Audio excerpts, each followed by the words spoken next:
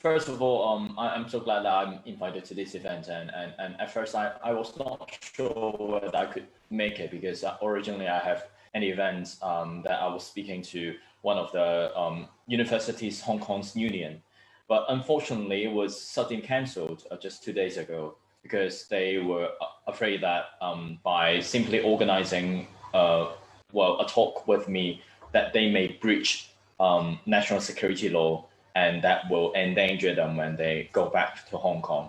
So when you look into this tiny event, you could realize how massive the impact of the national security law is. As Lee just said, the national security law is basically a thought crime, a speech crime that most of the people arrested under the national security law in the names of subversion, secession, are arrested because they propose certain idea, they display certain slogan, or they chant certain slogan.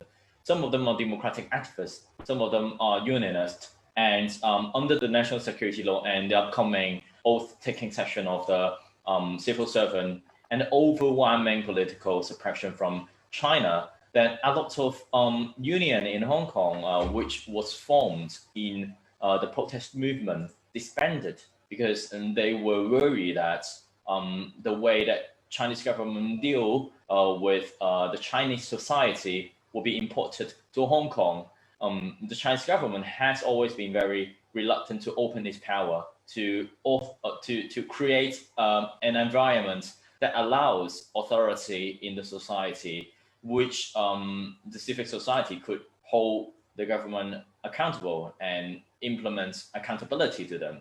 So under that umbrella of ideology that Chinese government, the CCP, has to concentrate all the power to dominate power, it is impossible for the CCP to allow independent trade union in China.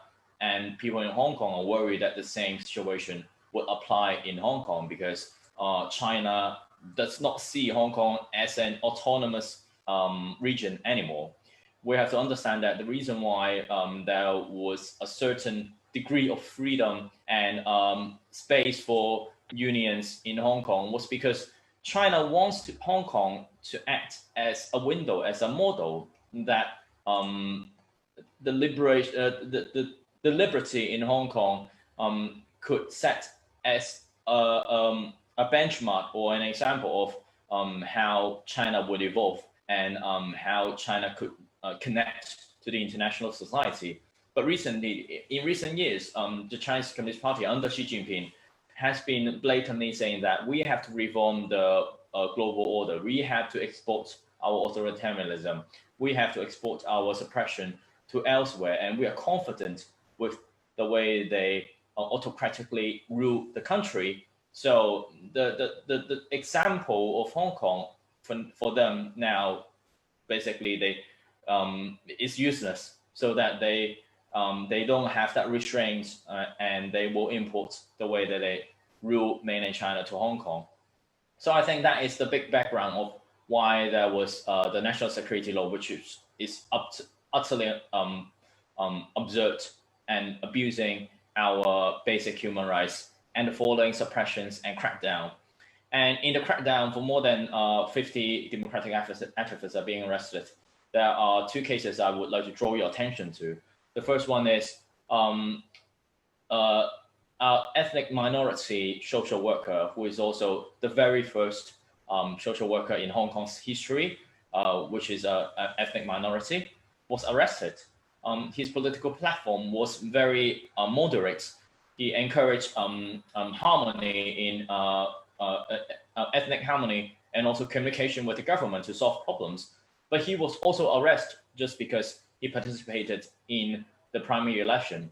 So you could see that the suppression in Hong Kong is not only targeted to like very aggressive or radical democratic activists. They have reached to the hands of the most moderate in the opposition camp, an ambassador for the ethnic minority in Hong Kong, in order to show that the Chinese government does not allow any opposition. And the second example would definitely be my friend Joshua Wong, who was sentenced to jail 13.5 months last month. And I remember that when I took an interview last month, I said that we don't even know whether he will only be staying in the jail for 13.5 months, because sentencing could pile up. The government would prosecute him when he is still in jail and pile up the sentencing with different charges so that they could lock him in jail as long as possible.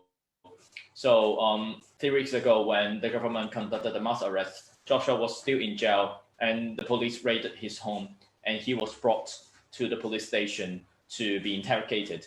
So I think this is also an example of the degree of the government's suppression on prominent political activists in Hong Kong has been intensified to a degree that, well, they may not be able to get out from jail in a year's time. So I think it is very important for us to provide more global solidarity to Hong Kong, because it's difficult to really speak out and to have protest action under this extremely harsh political sentiment in Hong Kong.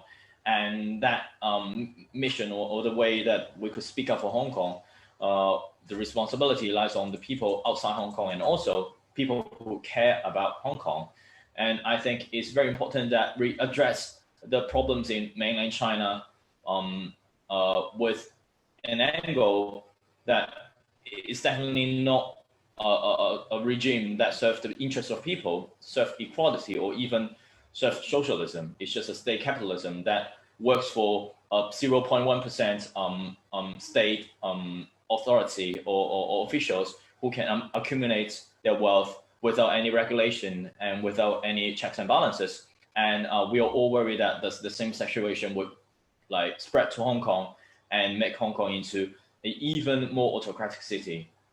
And the fight of Hong Kong people who have been fighting for democracy and freedom is also fighting for the rights of Hong Kong freedom, especially most of the working class who have no votes on the chief executive, in order to elect a person who really do care about people who live their ordinary lives and people who earn their bread and butter daily with hard work. And I think this is the essence of Hong Kong's democratic movement, and it should not be labeled as any right-inclined movement in a whole.